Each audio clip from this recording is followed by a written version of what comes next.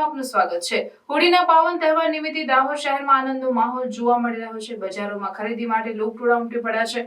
હોળીની પૂજામાં વપરાતા છાણાના હાર, ધાણી વગેરે જેવી ચીજવસ્તુનું વેચાણ પણ બજારમાં ધૂમ થઈ રહ્યું છે।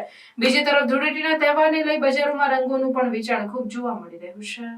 દાહોદ શહેર સહિત જિલ્લાવાસીઓ આજે હોળી પ્રગટાવી પૂજા અર્ચના કરી હર્ષોલ્લાસ સાથે ધામધૂમથી ઉજવણી કરશે। ત્યારે બીજા દિવસે ધૂળેટી પર્વની પણ હર્ષોલ્લાસ સહિત ધામધૂમથી ઉજવણી કરવામાં આવશે। જ્યારે બદલાતા સમયના વહેણની સાથે સાથે પર્યાવરણના રક્ષણ માટેની વાતને ધ્યાને લઈ દર વર્ષની જેમ આ વર્ષે પણ શહેરના ગાંધી ચોક, પાંચબત્તી, દેસાઈવાડ, સિંધી સોસાયટી, નગરપાલિકા વગેરે સ્થળોએ લાકડાનો ઉપયોગ ન કરી છાણાનો મહત્તમ ઉપયોગ કરી હોળી બનાવી તેનું પ્રાગટ્ય કરવામાં આવશે।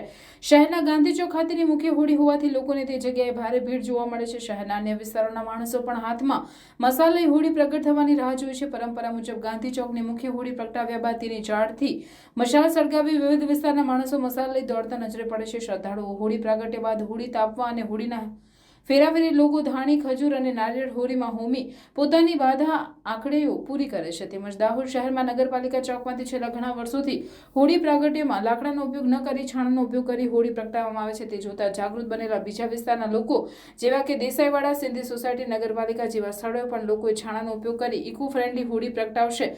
હોળીના બીજા દિવસે ધૂળેટી પર્વ હોય સવારથી જ શહેરના તમામ વિસ્તારોમાં લોકો એકબીજા પર ગુલાલ રંગ છાંટી ધૂળેટી પર્વની ઉજવણી કરવામાં આવશે। પરંપરાગત રીતે જિલ્લામાં કેટલીક જગ્યાએ ચૂલનો મેળો પણ ભરાય છે।